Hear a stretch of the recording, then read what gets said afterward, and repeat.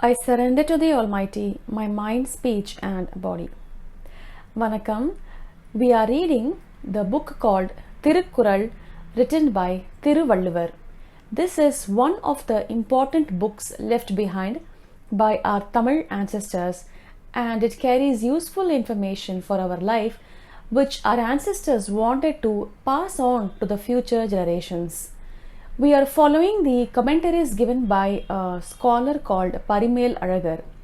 I have repeated many times about what this book is talking about and the overall structure of the book, so I will skip that section today. We have entered the Arathu Paal, which is the first big section of the book. The first chapter is called as Kadavul, Vaazhthu, which talks about God and the different ways of approaching Him. The first Kural said that God is fundamental to creation, just as the sound A is fundamental to the creation of all languages. The second Kural showed us the purpose of our education. Regardless of our field of specialization, whether it is arts or science or literature, this Kural showed how we can use our education to reach God. In the third and the fourth Kurals, Valluvar showed us how to reach God using our mind. Today we will enter the fifth Kural. The fifth Kural goes like this. Irul ser vinai-yum sera, iraivan, porul ser pugazh maatu. The overall meaning of this Kural is, when we constantly express our true gratitude towards God in our speech, we can get rid of the vinai-s that arise as a result of incorrect understandings. I know there are many things that need more explanation. I will explain this shortly. Vinai. What is a vinai? Vinai is a word that will be useful to learn, as we will come across this word in many places in Thirukkural and other Tamil literature. The term vinai means action. Any action that we perform by using our body, our speech, or even thinking in our mind is called as vinai. Now, all our activities in this life can be classified into good vinai and bad vinai. The scientific thinkers of the ancient Tamil community understood that every action has an equal and opposite reaction. So they found out that if we do something good to others, then we will get some good experience in our life in return. And if we engage in something horrible to others, then we will face such negative experiences in return. So if we give someone 1,000 rupees to help him, then we will receive that kind of help in return. And if we rob others of their wealth, then we too shall be robbed of our wealth. So in other words, if we do a lot of good vinai, then we will invite a lot of good experiences in our life. And if we engage in a lot of bad vinai, then we will invite a lot of bad experiences in our life. Now, Hinduism says that we go through multiple cycles of births and deaths in order to experience the results of our vinai. Now, some of us tend to think that if I do 10 bad vinai and 10 good vinai, then the good and the bad will cancel each other out. But no, it doesn't work that way. Just as how the bad vinai will push us into the cycle of rebirth, the good vinai also will push us in the cycle of rebirth. Why do I say this? This is something that is told to us by many Tamil literature.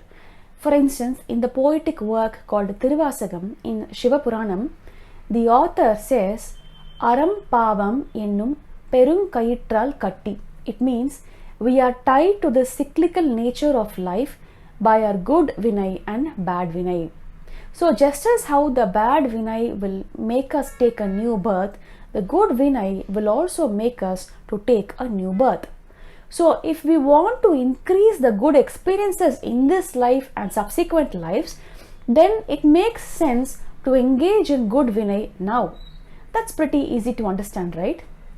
But then this Kural gives a way to get rid of both the good and the bad vinais.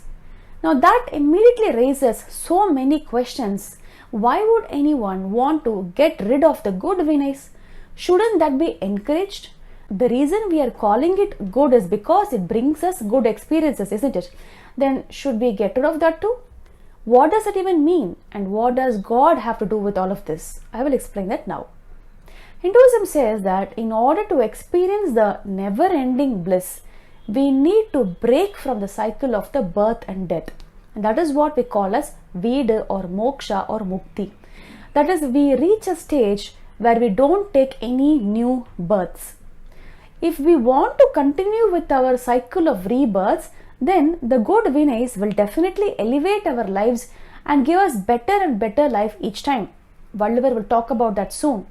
But if we want to come out of the cyclical nature of births, then we have to remove the good vinai-s too. So keeping this end goal of attaining Veda in mind, Valluvar is saying that both the good vinai and the bad vinai have to be removed. So how do we do that?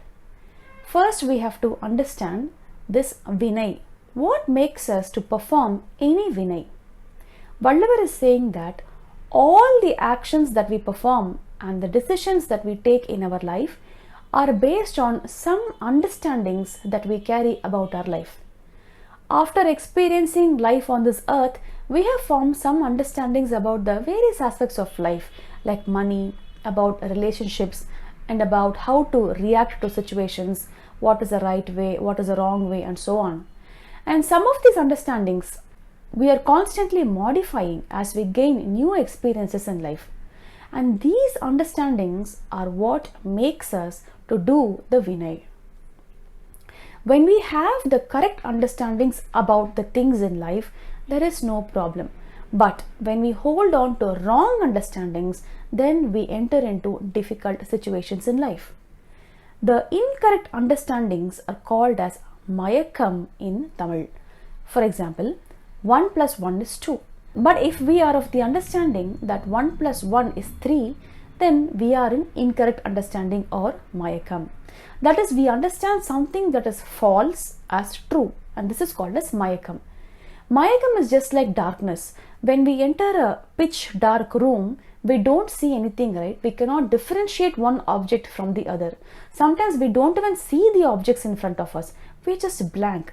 So like that, even in our intelligence, darkness occurs. Sometimes we are not able to distinguish the right from wrong.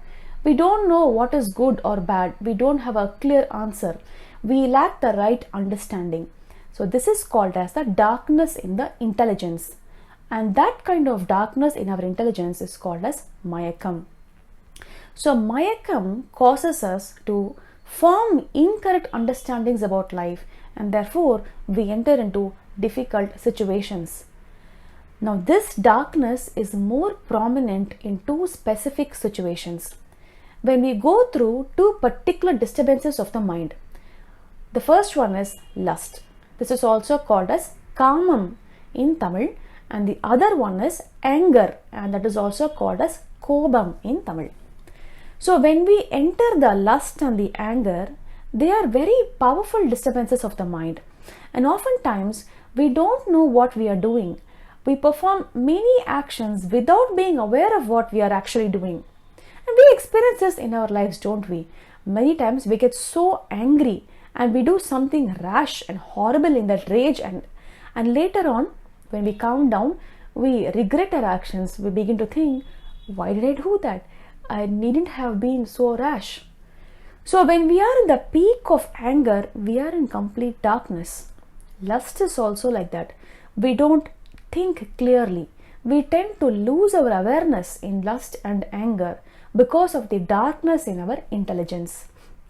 So lust and anger are two potentially problematic areas where we tend to get into many incorrect understandings. Even in the ancient times, people faced the same difficulties. It is said that even sages found it difficult to overcome the lust and anger. For instance, when they sat to meditate, the lust and anger would distract even them.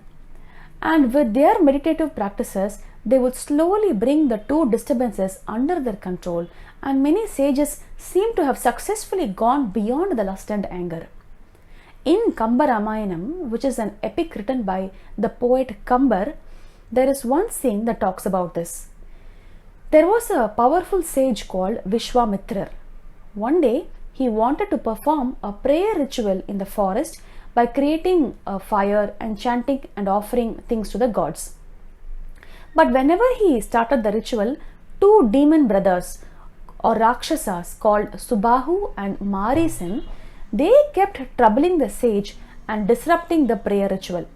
They were a huge nuisance to the sage. So, unable to tolerate them any further, the sage Vishwamitra wanted a strong warrior to stand guard while he performed the ritual. So, what he did was he went to the king Dasharathan and he asked him to send his eldest son, Prince Raman, with him to the forest so that he can complete his prayer ritual.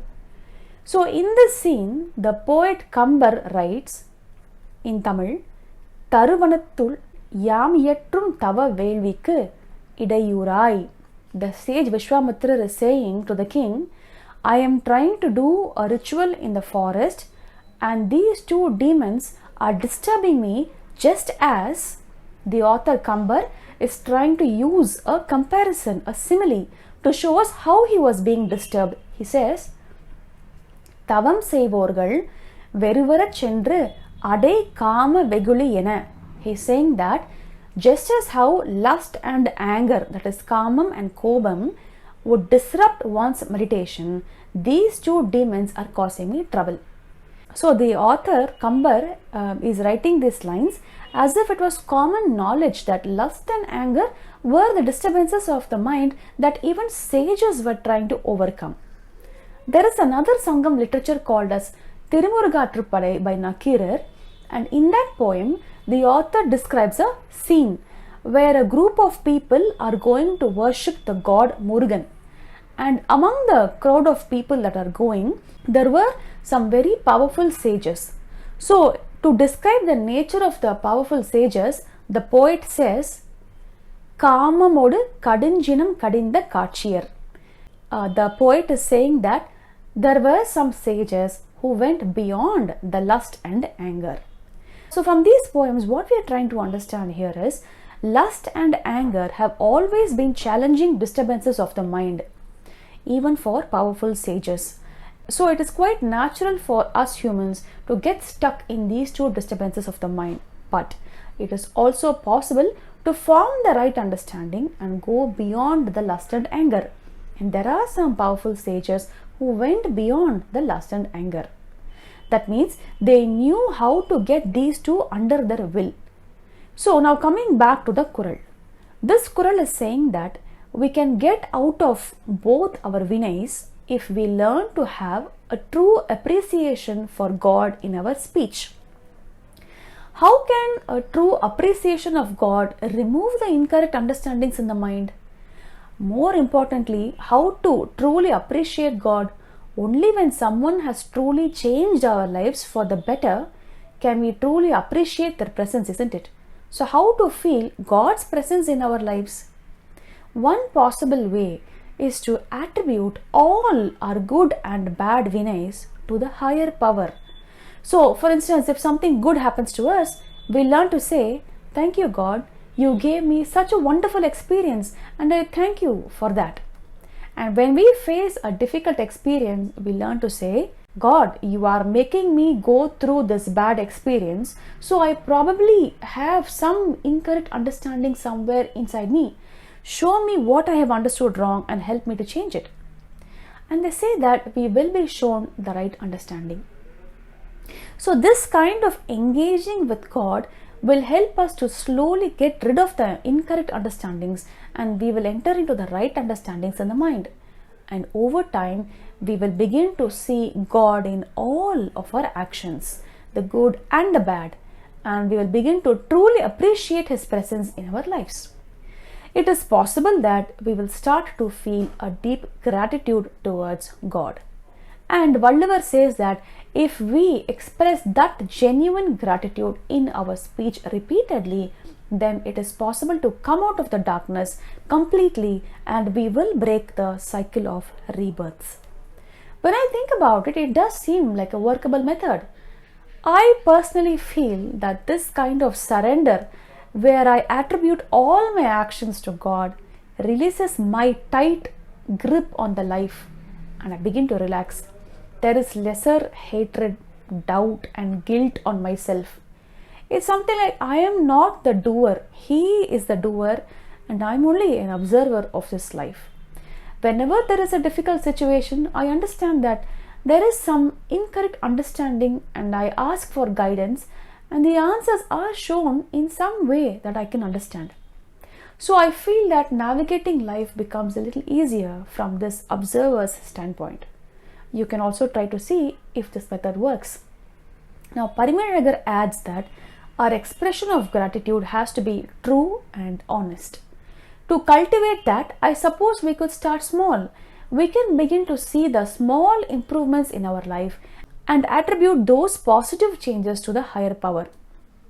When we are shown our wrong understandings and when we enter into the right understandings, we can begin to thank the Almighty, and in this way we can make it a habit to be honest in our expression of gratitude to God in our speech. So that is what this Kural is trying to say, that by repeatedly expressing our true dedication to the Almighty in our speech, we begin to worship Him in our words. And Valluvar says that by worshipping God in our speech like this, we can come out of both the vinai-s, and therefore we can even break the cycle of rebirths. Valluvar gave us the method of worship in the mind in the first two Kurals and worship in the speech in this one Kural. So in the next Kural, we can expect that he will talk about worship using the body. So Irul ser vinaiyum sera, iraivan, porul ser purinthaar maatu means when we express our true gratitude towards God in our speech, then we can get rid of the vinai-s that come as a result of incorrect understandings. We can even break the cycle of rebirth. And this is the way to worship God using our speech. So that's the end of this Kural. I hope that made some sense. I shall end here. Thank you all for listening. Nandri Vanakkam.